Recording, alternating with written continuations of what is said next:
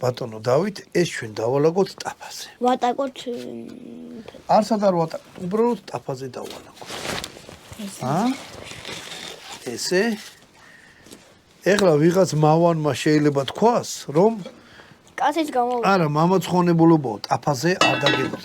ისა პირდაპირ ტაფაზე და ფოლგაში, ფოლგა თუ რა ქვია, ალუმინის ფურცელში არ გაგეხვიეთო, მაგრამ მე თქვენ გეტყვით, რომ ტაფიდან ეს ყველაფერი აორთქლდება და თვითონ იმაში, რა ქვია, ალუმინის ფურცელშია შეხვეული და ვერსად ვერაფერი ვერ გაიქცევ, ეხლა ეს გაცხელდება, კარაქი ჩადნება, საქონლის ხორცი ნაკლებად ის არის, რა ქვია, ქონიენია. გამოდის უგემრიელიც რაღაცა და ამას მე გაჩვენებთ. აი ახლა ეს კარგად გაცხელდეს. ბატონო დავით, მანამდე ჩვენ ჩაი ჩაუვდგათ. მოცვის. არა, მოცვის აბარ ისი? კუნელი ჩაი. შავი კუნელი ცოტა მომჟავოა, წითელი ცოტა მოტკბოა. ჩვენ ავიღოთ ორივე ჩავყაროთ და ერთი ცალი ის ჩავაგდოთ იქ. რა ქვია? ასკილი.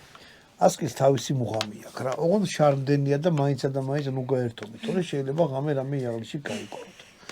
მოკლედ ეხლა ეს გაცხელდება, შეიწובה, დაიწყებს შეწვას და ამოვალაგო და ვნახოთ რა გამოვიდა. აბაჰი. მოკლედ მეგობრებო, ეს ამბავი შეიწვა რა. ანუ ყველა ვარიანტში მგონია რომ შეიწვა. საერთოდ თუ გინდათ რომ ეგ აკონტროლოთ, ხო, გაზქურაზე უნდა გააკეთოთ, მაგრამ რა ხან გაზქურა არა მაქვს. ჩვენი წინაპარის უაკეთებდა ყველაფერს ცეცხლზე.